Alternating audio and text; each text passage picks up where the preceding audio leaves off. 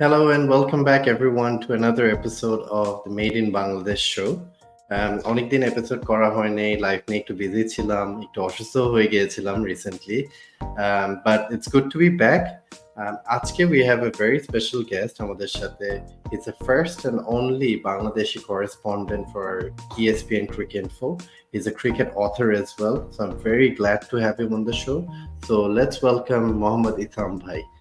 ইসাম ভাই, আসসালামু আলাইকুম, welcome to the made in Bangladesh show. কি খবর আপনার ভাইয়া? Walaikum assalam, Ariz. Thanks for having me on the show. It's a great honor. I'm okay. It's very hot in Dhaka right now, but it's all good. Yeah, I know. Drastic difference of temperature. Dhakate, I know it's 40 degrees. Canada, it's fluctuating between the 10-20 degrees, but asha korchi je amader it's hitting that 20s soon, so we'll soon be able to play cricket. Bhaiya, thank you again for accommodating the time. I know amra time onek bar palteyechi, but thank you so much for making the time. It's good to have you here. Isam bhai, shuru kori with your journey to become a cricket author. How did it start? Let's talk about that. Were you always interested in doing this? The journey begins as a cricketer. Actually, I was a cricketer. I played professional cricket from the age of 17, and also the interest on reading books about cricket, because I stay in my parents are very much cricket fans. I've got cricketers in my family, in my extended family as well. So that's where the interest started, and I just feel that it all came together.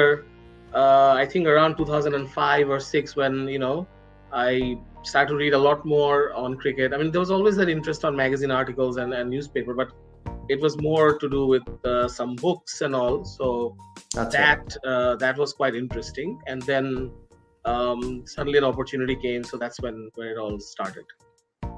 So shuru korlen kothay apnar cricket writing niye professionally? I got an opportunity to work in the Daily Star, which is Bangladesh's biggest English newspaper. Right. It was around 2006, early 2006. I was still in university at that time, and I was still playing cricket at that time. So it was a very hectic time of my life, but it was always quite interesting to know how papers work. I had no idea. I was not into journalism.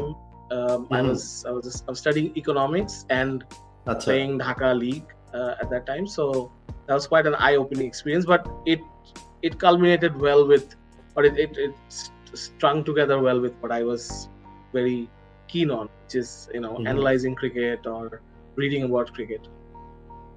আচ্ছা, so যখন ধরেন প্রথমে আপনি শুরু করলেন about writing about cricket, right? You said it was something very different. Were there some challenges to kind of get used to the voice about writing about cricket from maybe playing cricket? So it's different, right? Or knowing about cricket, but writing cricket to the public, to an audience. What were some of the challenges that you faced? Kivabe you overcame them? So at that time, I think the internet wasn't that big. I mean, right. It was more to do with the paper coming out the next day. So it was always baby steps. I was asked to edit pieces and sometimes write news without a byline. Byline is the name that goes with the article. So that was sort of like practice pieces, and slowly when I built into one, I was hoping that they would give me a byline one day, and that came a little faster than I realized. Australia was in Bangladesh at that time. Australian cricket team was in Bangladesh for the first test tour, 2006 March. Okay. That's when I joined the Daily Star actually. So they were like, I was like 21 at that time. So they said, just go to the team hotel and check them out. They're here. And I was an Australia fan at that time. So it was thrilling to see them up front and then, ask them a question in the press conference. I'd never been to a press conference in my life. So that started there. And then the next day, my first piece came out, which now when I read it, it's quite childish. But interestingly, a lot of people remember that day. Me being so young and asking a question I think I asked the question to Ricky Ponting, and then... Right. So you're talking about the Ricky Ponting, Gilchrist Shea era. Ricky Ponting was It's basically that test match where Shahriar Nafis made that 138. The Fatullah test match, which Bangladesh could have won had a few things gone their way. So that's the test match. That's my first test match that I covered. So that's a big start, actually. But yeah, I mean, it's that's how it all came together. And then the piece came out. My parents were very proud. My name coming up, the byline in Daily Star, lead news in the sports page, and it was an interesting story. What I asked them, so that actually was my start. And as you asked, I mean, it was very, very challenging. Then I mean, when you go to sleep at night with your name coming out the next day, it's a big newspaper. You want your colleagues to like it, you want your friends to like it, but you're always a little wary of the small mistakes that you've made. And over the years, of course, I've made hundreds of mistakes in articles, but I think it was the right kind of start for me, because I wouldn't have it any other way. Amazing. একটু কি স্টারস্ট্রাক হয়েছিলেন প্রথমবার যখন সেই প্লেয়ারদের সাথে দেখা হলো?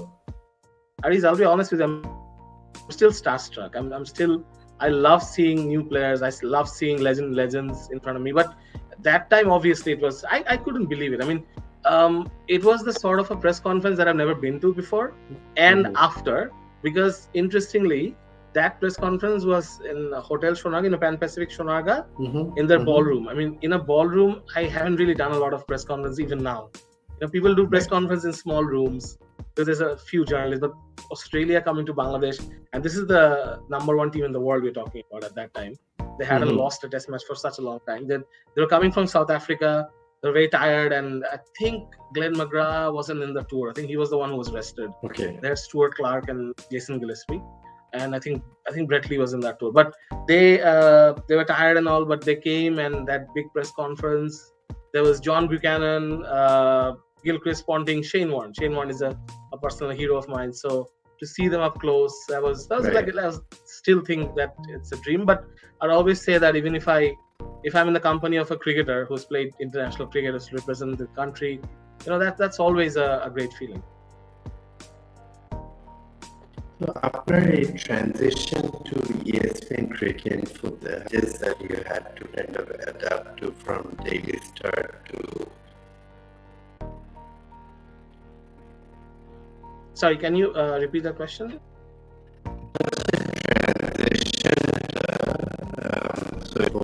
How did the transition changes from the move for Ariz, it's breaking up, but I think you asked me about my transition from Daily Star to ESPNcricinfo, right? Correct. Yeah. That took about, I think, 6 years to happen. I was in Daily Star, happy, covering Bangladesh with a pretty big team with me working together, because there was a lot of big things happening at that time. The 2011 World Cup had happened, but Cricinfo had already contacted me for some stuff. So one of them was, obviously, I covered the 2011 World Cup for them, certain bits. And then 2012, I started to do a lot more work for them. Around mid-2012, they offered me the job, and it was obviously quite challenging because no one else had done this in Bangladesh before. So right. I was a bit nervous at the start, but with a great boss and some great colleagues, on both sides, Daily Star and Daily Star and Cricinfo, they made it easy for me. And I had great journalist friends as well, from Prothomalo, Kalakonto. They were like always encouraging me that, yeah, if there's someone who can do it, it should be you. And by the time I joined, I mean, I was quite nervous, but I just felt that it was, if it was meant to be, and I never really believed that it had to be me, but when it was, I was quite happy to do it. And I said yes to Cricinfo right away, that yeah, I will do it, but I need a bit of time to understand the website as well, because it's a massive website. So with very different kinds of stuff that I had to do in Daily Star. So yeah, it was nerve-wracking at the start, but people really made it easy for me. Okay. Isam bhai, firstly, আমাকে এখন শোনা যাচ্ছে properly? Or am I still breaking? Correct. Okay. Yeah, it's So, Cricinfo, you became the first Bangladeshi correspondent. So, obviously, in Bangladesh, you didn't have really anyone who you could talk to or who would have shared their experiences. But I'm sure there are others that may have helped you on the way. সেগুলো কিভাবে overcome করেছেন? Who helped you? Or were there other correspondents from other countries that helped you really? Of course, in Bangladesh, there were two people who I'll have to mention here. I mean, I was recommended by Prothom Alo sports editor Utpal Shukro and the current BCB media manager Abid Imam, who I consider as the best cricket writer in Bangladesh. I mean, he said that he's become rusty now, but when he was writing for the Daily Star back in the day, it was amazing stuff. I mean, I remember most of his pieces. So they actually, when Cricinfo came calling, they actually recommended me to Cricinfo, and they were always so encouraging. I mean, I remember meeting Utpal Shukla for the first time in 2008, and instantly he said that, you know, you're gonna have to write, you'll have to write cricket on Bangladesh, you have to write books on Bangladesh cricket, stay here, stay for the long haul, stuff like that. I mean, you know, he's such a legend for him to say those things to me. And Rabid Bhai was always, you know, my sounding board from day one when I joined Daily Star. It was interesting. I actually replaced him, I think, in Daily Star when he left in 2005, and then I joined in 2006. I always looked up to him as a sort of a mentor, and he's always been so kind to me. I mean, he does one of the toughest jobs in the BCB, you know, handling the media, you know, being the only guy in front of the media almost every day, and he has done it so well for so many years. And he's like, you know, people like Rahul Dravid and legendary cricketers have said that, you know, we should have one Rabid Imam with us. So he's that sort of a guy, and for him to always encourage me and always guide me properly, that has really worked. And I should also mention, you know, some of my colleagues. I mean, they're legends in their own right. Osman Samiuddin, Andrew Miller. I mean, you know, they are the biggest names in world cricket in terms of writing. So they have always been like, treated me like their younger brother. So that I'm really lucky, and I'll consider myself fortunate to have these people around me. Amazing. Isam bhai, একটা question এসছে from Fayyaz যে আপনি বলেছিলেন যে initially you made a lot of mistakes, and looking back it seems childish, but any of those mistakes came back to bite you? Yeah, one it's a very funny story if you've got time for that. Sure. So this is 2008, I think. There was a female team, a women's team had come from Hong Kong to Bangladesh to play a few matches. And I went to see the matches. I think I saw one of the matches, and Bangladesh had bowled them out for 6 runs or 8 runs. And I came back to the desk and I wrote a small sort of a 150-word news, and it had a heading which had one extra word. I don't remember that exact word, but one extra letter in it. So I think one of my colleagues from Daily Star, they'll really laugh at this incident. But I wrote a heading which meant that they were having a fight. What I tried to mean was that Bangladesh had really crushed them, and that one word had been a huge mistake.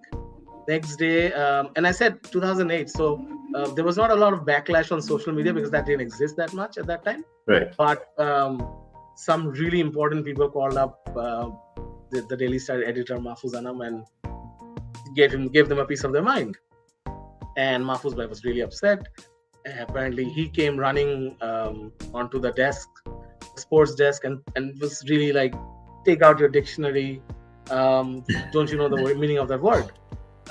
And the sports editor got a little nervous. He said, okay, I'm finding out. The problem was no one used a dictionary at that time. Neither did I. And that page itself was missing from the dictionary where... Wow. Yeah, so he got mad at that as well. Then we got called up into a meeting. Now, the punchline here is that I wasn't present that day. It was my day off. So no. I got saved by that. But yeah, it was a huge mistake. Like a tiny news piece, but it was, I don't remember that word. I mean, it's trying to recall it, but yeah, it was like just that one letter. I think it was an extra C or something that changed the whole meaning of that word, and I got And when I appeared in the office next day, no one was talking to me because they got harassed. They got a mouthful, apnare. Yeah, and the thing was, when Mahfuz Bhai asked my boss who did it, they said, no, we did it, no problem. They didn't blame me. They didn't throw me that's under the bus. great. That was very nice of them. So, but I knew what I had done. So that was a really আর্টিকেলটা মনে পড়লে অথবা পেলে আমাদের সাথে share করেন. It will be great. Yeah, I can only share it if you would like to. public. Of course. Yeah. Isam bhai, আমরা একটু বাংলাদেশের ক্রিকেটে, because you write so much about Bangladesh cricket. I follow a lot of your writing. Bangladesh cricket is going through that funny phase, তাই না? মানে as a kind Sorry, of I remember the viewer. word now. Sorry, I just remembered the word. জি বলেন. The word was amok. So I should have written AMOCK. I think I wrote AMOK. So amok, এটার একটা meaning হচ্ছে মারামারি করা, চুলাচুলি করা, আর একটা meaning হচ্ছে বাজেভাবে হারিয়ে দেওয়া বা কিছু একটা. So আমি mixed it. So, yeah, that was the word. Yeah, please go on. Massive difference. No, it's great that you remembered. So Bangladesh cricket নিয়ে যেটা বলছিলাম যে it's going through that funny phase যে we believe in the team, we think যে আমরা বড় বড় tournament জিতবো, and then when it comes to big tournaments we don't really show up. What's going wrong in Bangladesh cricket, or মানে what is the decline, and আমাদের কি overall Bangladeshe is the interest for cricket slightly declining? I'll answer the first part of your question. Sure. What is wrong with Bangladesh cricket? I think what is wrong with any cricket team or any sporting nation or a sports team of a nation actually comes up in a big tournament. That's when it's like an Olympics. It's like the biggest stage. That's where your biggest mistakes or your biggest follies or your biggest sort of weaknesses get exposed. A lot of teams are not world champions, and that's okay. That's fine. And Bangladesh is one of them. We have to accept that.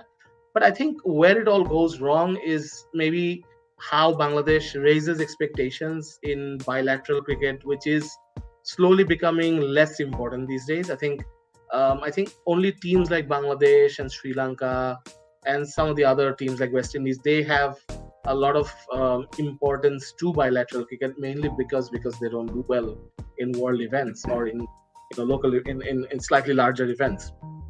What I want to emphasize here is that Bangladesh cricket is not short of anything. I mean, there is no longer that excuseries that they don't have practice facilities, we don't have the right nutrition, we don't have the right coaches. I was just thinking today that a few days ago, one of my colleagues in India, Samir Rahman, he wrote a beautiful post that Sunrisers Hyderabad's coaching staff is completely made up of coaches who have worked in Bangladesh before.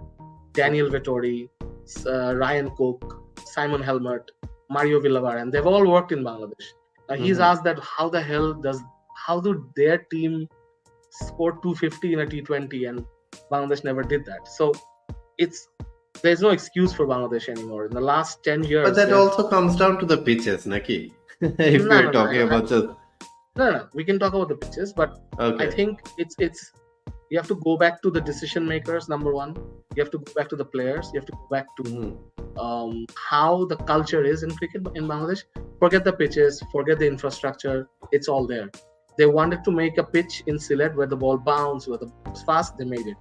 They wanted a really bad wicket. They make it in. They know how to do these things. There's a Bengali word, ichha. It's the lack of hunger, the lack of they just do not want it that much. They're very happy with what they have in front of them. Say Zimbabwe is coming up, and with no offense to them, if Bangladesh beat them, even 3-2, Bangladesh will be very confident. I'm not talking about coming to a press conference and expressing that confidence, but within the dressing room, in the board corridors, they'll be very satisfied with this. The most recent example of this fake or false sense of satisfaction was before the 2021 T20 World Cup, when Australia and New Zealand were invited here. It was during COVID, and they made some of the worst pitches ever in cricket. Right. And they thought that they can get away with it. They thought that this was how cricket should be played. I mean, when you are relying so much on shortcuts, when you're relying so much on things that are making you bad at the sport, that's when are no longer good in big tournaments, because big tournaments wherever it is, if it's in England or India or UAE or Australia, it's going to expose you. Because you are going to play against the best teams in the world, and when you play against the best teams in the world, they're not going to let it go. Bangladesh, when they start well these days, I'm really scared that the hunger goes away. When they don't start well, they complain that we need to start well to do well in any match or any situation, any tournament. No. When they don't start well, they just do badly. When they start well, they get too confident too quickly. This World Cup, I was very close to them. I was very close to the team.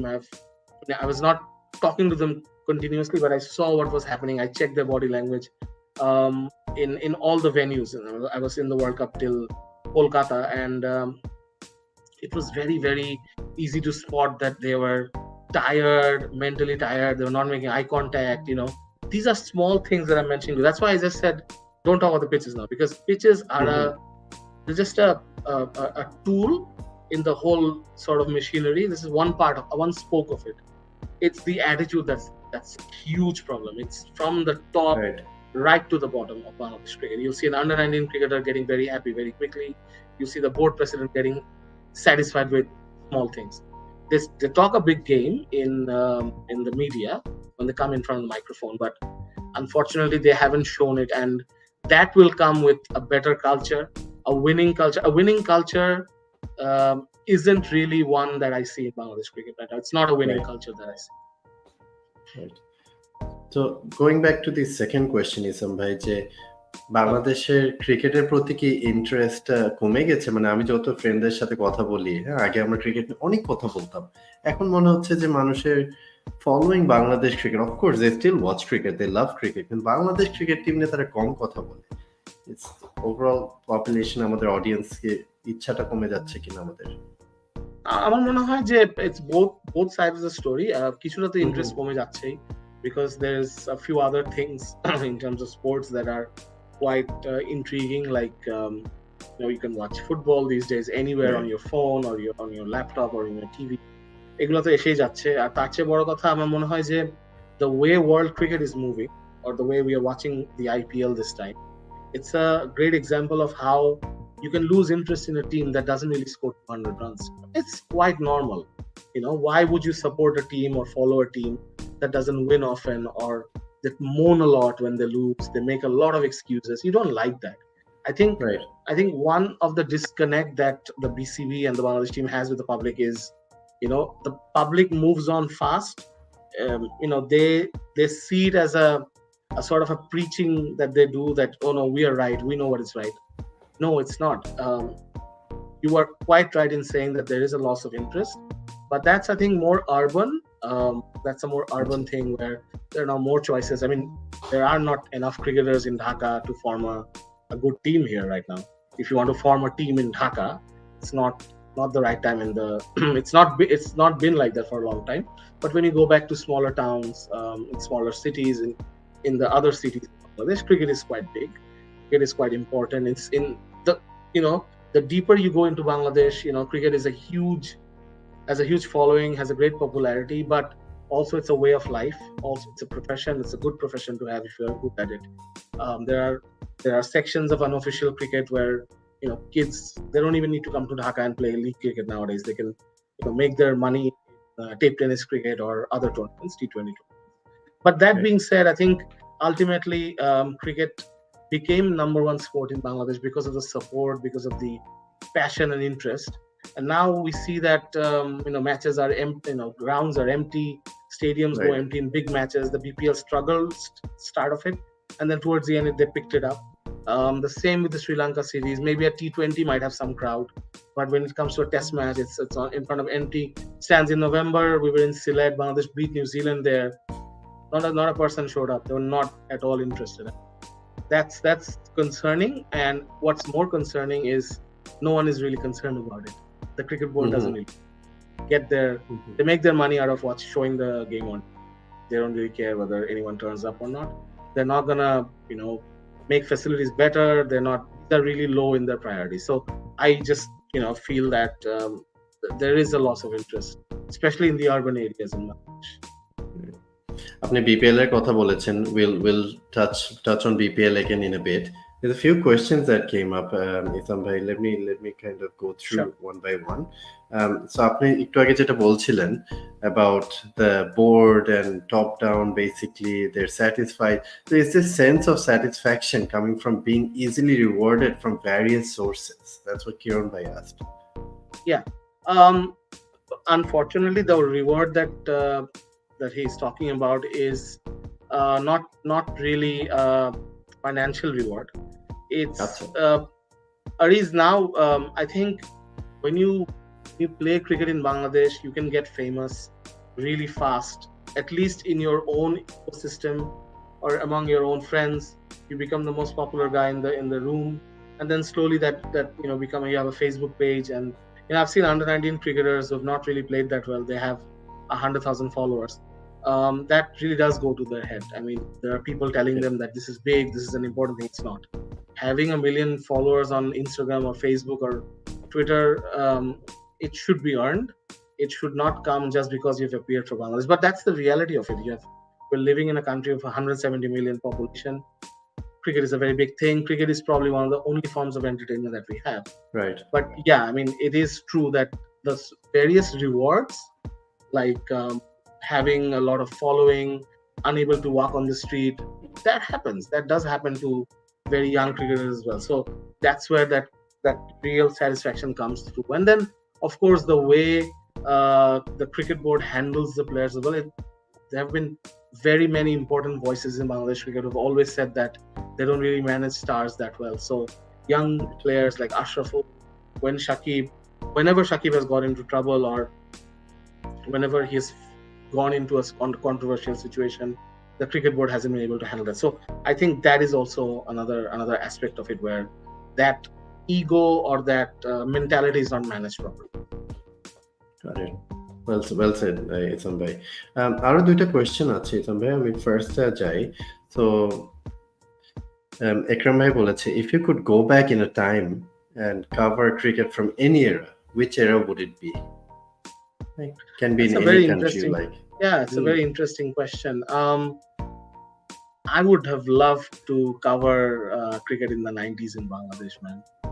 That was not the 80s, but early 90s, because I started to watch cricket from 94.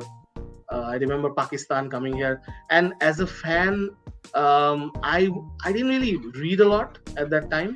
I mean, I always hear stories about covering cricket at that time, but early 90s, around 93, 94, to when we won the ICC trophy or when we got the test status, I would have loved to have covered, written stories about that time. Not that great stories weren't told at that time, but as a person, I really think that my life is defined by that period of my life. I mean, I remember doing really bad in the maths exam because I was so busy watching the Bangladesh-Pakistan game in the 1999 World Cup. So I think I was in class 9 or something. So yeah, I mean, everything in my life, whatever good that is in my life, my best memories are from that time. Watching cricket, going to the ground. I had 2 of my cousins playing the Dhaka Premier League. I mean, it was thrilling. It was just a thrilling time. And there was a lot of hope at that time. I think a lot of hope, a lot of genuine belief, about Bangladesh cricket, and people would talk about it. There were some massive tournaments here as well. The Knockout World Cup, the ICC Knockout, I think it was called Mini World Cup. Then they had the Asia Cup in 9000, I think. I remember there was an Independence Cup in 98. Oh my God. Okay. I remember every ball of those. I think I would have really loved to have covered cricket from that era.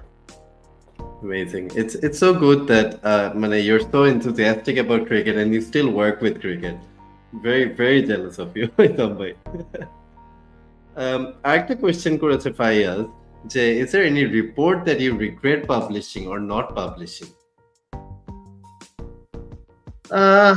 Regret publishing? No, not really. I mean, I have never really published anything that I mean, people have been upset about it. People have threatened me, and people have called me names for it, and stuff like that. I mean, that has obviously happened, but I've always loved it because I've never really written anything that that was wrong of me, or that was not, it went against something, or it went against the grain of whatever was happening. I tried to write. I tried to be as impartial as possible with any incident. I mean, people might have a different belief, but personally, I'm happy with whatever I've written in Daily Star and Cricinfo. Not publishing, I think it's not about not publishing. It was more about so I had done a lot of work on match fixing and spread betting and all these things around 2012 to 14, and I followed a bookie for about 2 or 3 years, and I ended up writing that news in 2014, which I'm really proud of. But I think I could have followed it up for a few more years into more serious stuff, because I've always heard stuff. I still do. I think the problem with these reports or these sort of investigation is that you tend to hit a brick wall in terms of evidence, and and especially the more sophisticated technology is getting, it's very hard to get a real sort of a really solid evidence about. So you get a little tired of it. Like you have to wait on people to give you certain things. It's so far underground as well. So sometimes you have to, and I can, given my experience of covering match fixing in Bangladesh and all sorts of spot fixing in Bangladesh, it's still there. I can still smell it, or I can still see people, and I'm pretty sure what their intentions are. And I don't know whether it's handled well around the world, how the ICC or other cricket boards handle it, but I certainly think that it's still very much lurking around us, and it's really, really menacing. somewhere আমরা একটু তো যে কোয়েশ্চেনটা আমার মনে because they're wrong with BPL. What happened?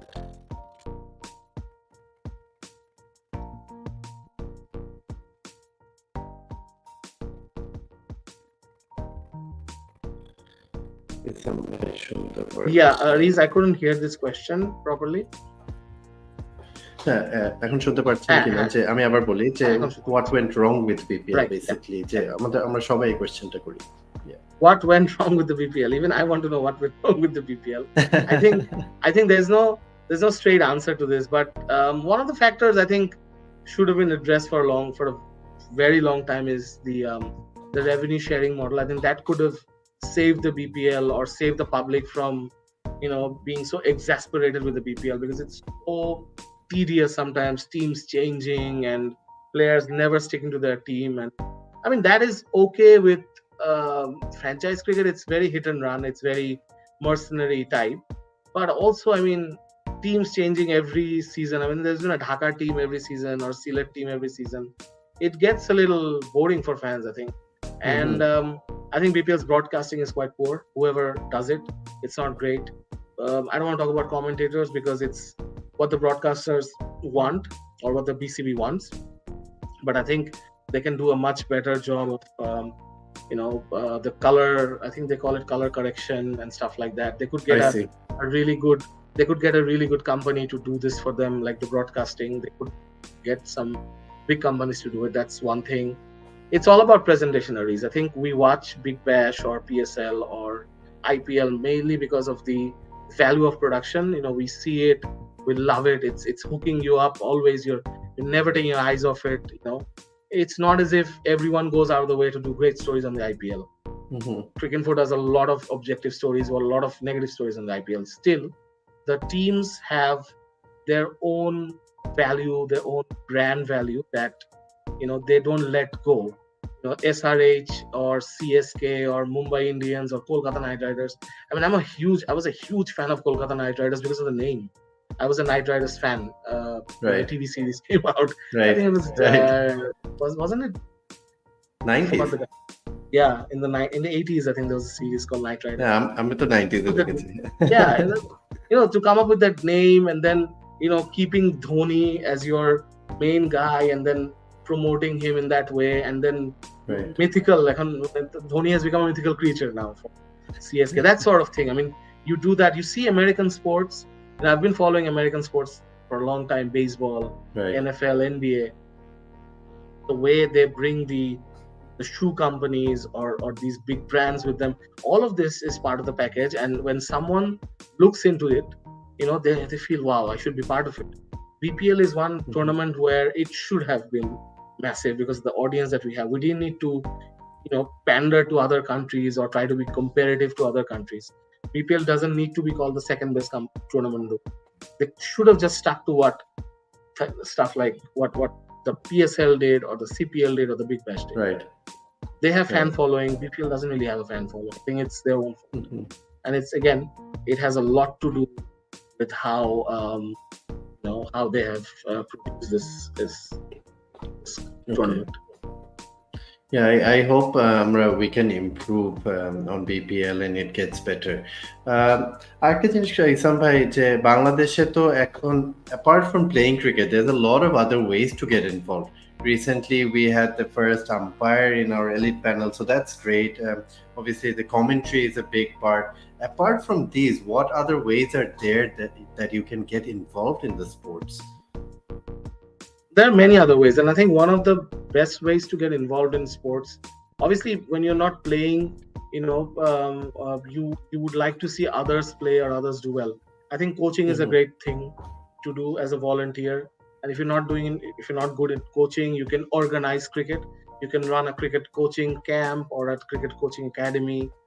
The question now might be, there's not enough space, but if you try and think about this, there are ways to teach kids a lot of good morals, a lot of good ethics. Cricket can make you a good human being as well.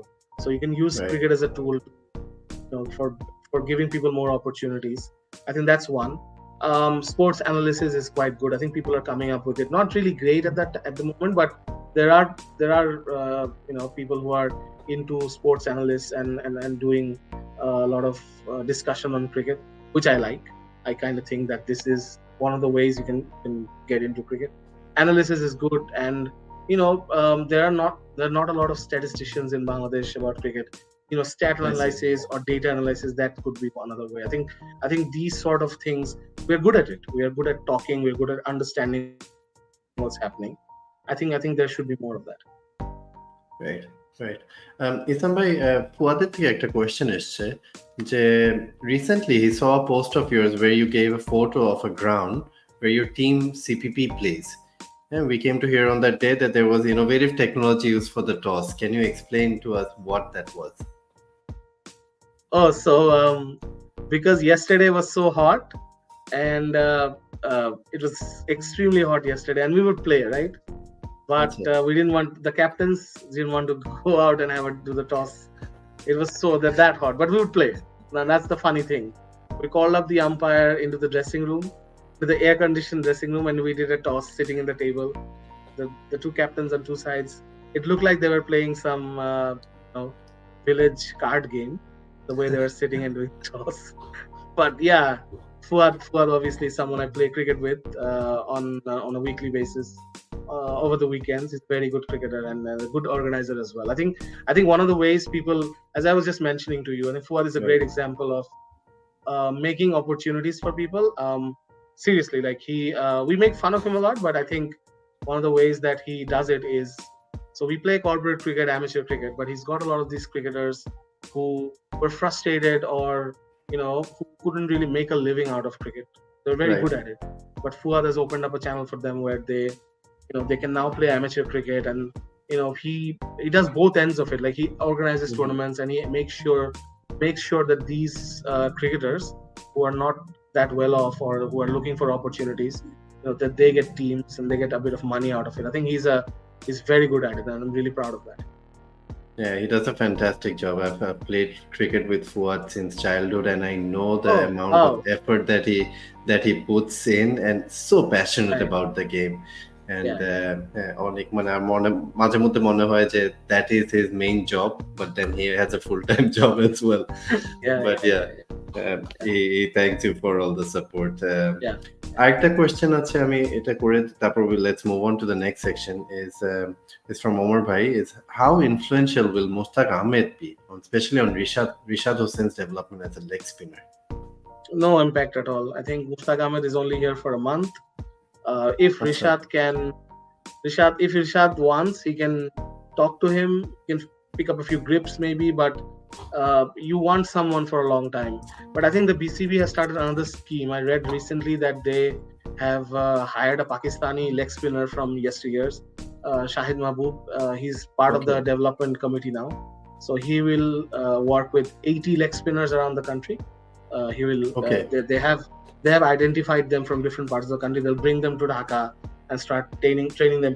I think Omar Bhai asked a very good question, because Rishad's thing was a lot about what Hathura Singh is going to provide to Rishad. Rishad obviously can pick up a few things from Mushtaq Ahmed, but having such a legendary coach for just 1.5 months is not going to be enough. I hope that Mushtaq Ahmed gets a longer deal, because I've also known that he's a good bowler. Amazing. Yeah. Bangladesh leg spinner অভাবটা always থেকে গেছে না. Obviously, you as a spinner, I know that you really want the leg spinners to thrive as well. Isam bhai, let's kind of move on to a small section that I like to call rapid response. I'll ask you a series of questions. 5টা question জিজ্ঞেস করব. Answer the first thing that comes to your mind. Don't think too long on them, okay? And then we'll try and get a kind of scenario out of it. So here are the questions. So the first question is, what would you be in another life? An army officer. Oh wow. Okay. Which country would you be from if not from Bangladesh? I think I would have loved to be a New Zealander, because I've chilled there. I'm not chilled at all. I'm very intense, and I love New Zealand. So yeah, I wish I was a New Zealander. Kiwi. আপনি কি জানেন New Zealand আমার favourite cricket team?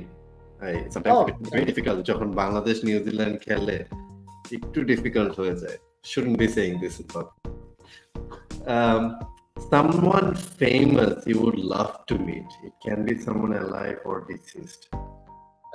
Definitely Nelson Mandela.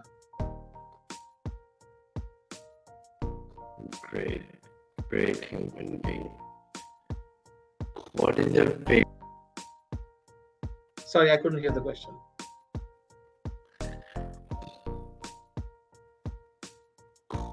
Sorry, just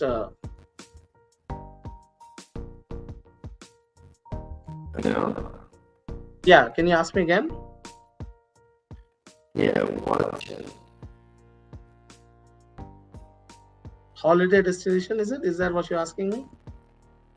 Yes. Yeah. I think I've loved Russia. Russia was great. I think I've been to a few places, but yeah, I think Russia, maybe Morocco also. Morocco was quite interesting. Yeah. And what is Favorite board game? Yeah, board game Monopoly. okay? Sweet. I try and make a kind of a theme. So আজকের theme is a parallel universe on a plane journey. ঠিক আছে? Can you Right. hear me properly? Yeah, I can hear you now. Okay.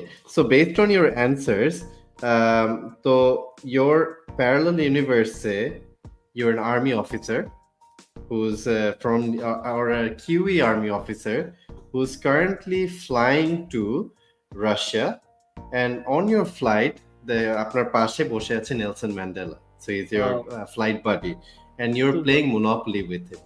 Oh, So your wonderful. parallel universe, this could be. I'm sure you would have Yeah. loved it. I'm sure Nelson Mandela would have loved to play Monopoly with you. And I'm sure you both are flying business class. Yeah, I don't think so. I think Nelson Mandela would have loved to sit in the economy with me. ইসাম ভাই, আপনার একটা article আছে, and I wanted to talk more about this, so let's bring this again. So this is the article that you put on Cricinfo, the feature article, from labor camps to left arm fast. Talk to us about this. This is a very, very, very this is an article that's very close to my heart. So many years ago, I met Habibul Bashar Shumon, and he always teases me. This is the former Bangladesh captain. We always have great conversations. So he said, "You write such good stories. Why don't you talk to this guy, Salahuddin Shakil? He's got a very, very unique story. I think you're gonna like it." So I called him up, and I found out that Salahuddin Shakil used to be a laborer in Middle East, in Dubai. for many Right. years before he came back and became a left-arm fast bowler. So because of some family financial crisis, he had to go to Dubai in place of his brother, who failed to go Acha. somehow. So his dad had sold some lands. That's what happens every family who Right. send their kids Right. to Middle East to work. So he's gone there. Now, as it usually happens, that when he reached UAE, he found out that the company that hired him doesn't really exist. It's a Okay. phony. It's a scam. So he tries to get some work. He gets work. He told me that he knew a bit of welding, but he Acha. had to do construction work in the steel structure in the desert. So he had some really hard time. Like he couldn't eat properly, and many of these laborers, when they go to Middle East or Malaysia, sometimes they develop kidney problems. So Right. he luckily didn't, and somehow I think he was there for 4 or 5 years. He came back. Somehow his company went bankrupt or something, and they were distributing the passports back. So he took the passport. He had some money with him. He came back to Bangladesh, and he was sick for a long time. So one Mm-hmm. of his friends, he lives in Shonarga, which is in Acha. Narayanganj, in the Right. south of the city. And one of his friends is Josie. Josie is also a friend of mine. He's very much into he's into playing Premier League and all. So he asked Shakil that why don't you come and bowl in the nets with me or play table tennis with me, because Shakil used to Acha. get very depressed. He'd come back, it was a tough time for him. So he bowl, and Shakil did play cricket before going to Dubai, so he was still quite quick. Then Josie took him to another nets. There was a team nearby them called Prime Dholeshwar. It's a Premier League team. He bowled in the nets there, and there everyone was quite impressed. He had a nice action, and he bowled quite quick. He's kind of old, which is a huge problem in Bangladesh. That anyone who's past the age of 25, they're thought to be too old. Anyways, he bowled there. They liked it, and he played first class cricket. He played Dhaka Premier League. I think he's played for Bangladesh A, and I've met him a few times, and I've obviously told him that this article, people really loved it, and I won a BSPA award, for I think interview of the year or something. But Amazing. I really, and right at the bottom of the article, I mentioned how the statistics was against him. Many of Yeah. them who come back, first of all, they don't come back alive, the laborers. When they do, they Right. develop either kidney issues or heart issues, and they die very quickly. They die within 3-4 years after coming back because they do not have enough water in their body, and then it happens like Sure. that. So I'm really glad that he's turned his life around in that way. Fantastic. That's such a positive kind of story that it came out of মানে Yeah. such struggle. এখন কি উনি retire করে গিয়েছে? না, এই বছরও খেলছে. I think he's playing Dhaka Premier League this year as well. আচ্ছা। He's past 35, I think, but I love the story. I mean, he's just the fact that he had that urge to come back. And then the great thing about Bangladesh cricket is that there are people who, like Fuad, as I just mentioned, they want people to get involved, to get organized, to play cricket. I mean, that's the big things about Bangladesh cricket. Amazing. আপনার আমি অনেক article পড়ি, feature article, and anyone that's following the Made in Bangladesh show, or even if you go into ESPNcricinfo, if you put on Isam Bhai's name, you'll find lots and lots of great articles about Bangladesh cricket and cricket in general. Isam Bhai, so you're still the only Bangladeshi correspondent of ESPNcricinfo. What is the reason যে অন্যান্যরা আসছে না? And what can be done to get more people involved into cricket author or get involved with Cricinfo? Cricinfo would obviously ask a writer if they are regularly writing somewhere in Bangladesh, somewhere kind of important like Daily Star or one of the newspapers, or if they have something going for them in social media. But I just feel that there's not enough places or not enough opportunities for Bangladeshi writers to write. I know a lot of good writers in Bangladesh who've done well over the years, but they probably it's not a great profession as well, especially off late. I mean, if you have to get into this profession, there are like 3 or 4 places where you can write in English, and then when you do write there in English, then you'll have to be picked up. So there are people who do really well in Bangla, and that's a big majority of writers. If someone is looking for a good writer in Bangla, I'm always looking for people, and it's always easy to find. But English is a little hard because there are not enough opportunities for people. So I always try to encourage, younger sort of writers to maybe come up with better stories. Sometimes I give them some ideas. They do follow it sometimes, and I mean that's as far as I can go. But if it's really good, of late we have Madiha Khan. She writes stuff for Cricinfo sometimes, so she's quite good. And the point being that she's quite also courageous. She's quite good in her language, and she understands cricket quite well. So I think we'll have more. We'll have more in the next few years. আর আপনার side থেকে কি আপনি কিছু করেন to encourage people or to train people to become sports journalists or cricket writers or authors? Yeah, so I've done 3 years of writing workshop for a website called Pavilion, and it went well. We got people to we had people who were hired in mainstream media, in TV channels, in newspapers. They're doing quite well. They're in the media right now. So it has stopped for the last couple of years, but I do intend to restart that workshop. Amazing. Isam bhai, maybe the last question. Someone who wants to become a sports journalist, what is something that they really need to keep in mind, or what are the things that they need to kind of work on to become a professional sports writer? One of the things I like about reading about sports, even now, is if someone describes what has happened. I've maybe seen that same thing, but if the person's writing describes it well and he puts his own thoughts into it, what he thought about it, it's one of my favorite things in sports writing. Even if it's baseball, even if it's lawn bowling, or if it's golf, if it's described well, which shows that the writer knows the sport. I think that's one of the more key things for a young person who's getting into sports, is to maybe watch cricket a lot or watch sports a lot. Doesn't have to be on TV. You can just go to your park and see your friends playing, or when you play yourself, observe what's happening around you.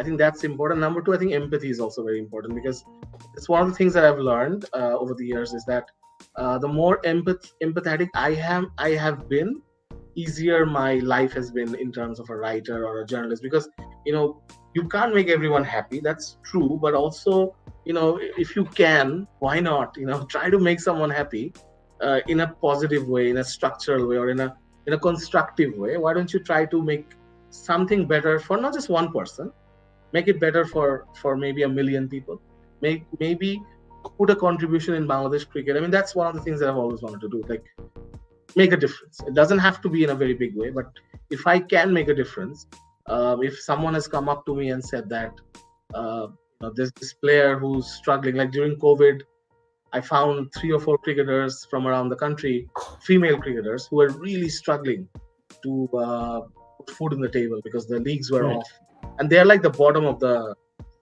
chain in Bangladesh cricket. Like no one cares. So I put out that story.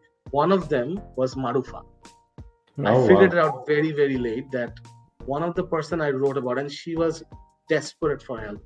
Like she really needed. Her dad is I think he's a farmer, and there's a famous story of Marufa helping her. I'm sure you've seen that. But really, really, they needed help, and I couldn't.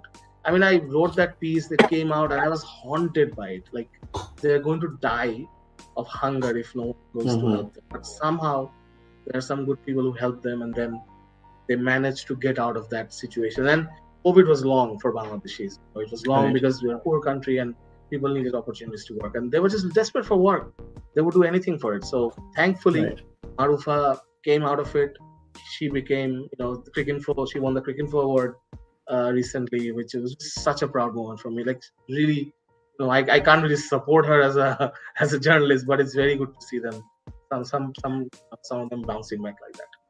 No, it's amazing. It's an amazing story, and it's an amazing achievement as well. Ramla tar khela dekhi, obviously we follow the Bangladesh women's cricket as well, and she's doing fantastic things for the country and cricket. Isam bhai, not really a question per se, but here's a comment from Tanzim bhai. Will you be traveling to the US and Caribbean to cover the T20 World Cup? And if you do, please come to Toronto. Open invitation Yeah. for আপনার জন্য to play for Bangladesh, the same team that Tanjima and I play and he captains. So Right. আসছেন কি? No, I'm not going to the World Cup, but I'll take up that offer. I'll play for Bangla CC whenever I'm in Canada, and I'm hopefully going to be there in the next couple of years. Absolutely. চলে আসেন, please.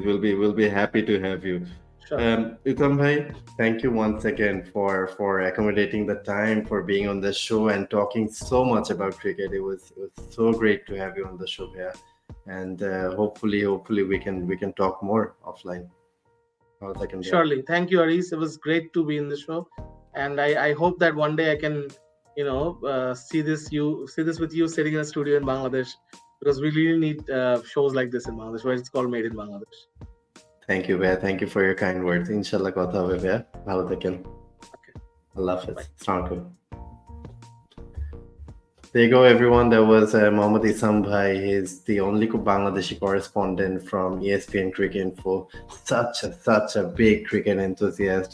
I really enjoyed talking to him. Hopefully you did as well. আপনাদের কোনো feedback, comment থাকলে অবশ্যই জানাবেন. Please do follow us, the Made in Bangladesh show, on Facebook, Twitter, Instagram, and YouTube. দেখা হবে again on the next episode. Till then, stay safe, stay well. Allah Hafiz. Bye-bye.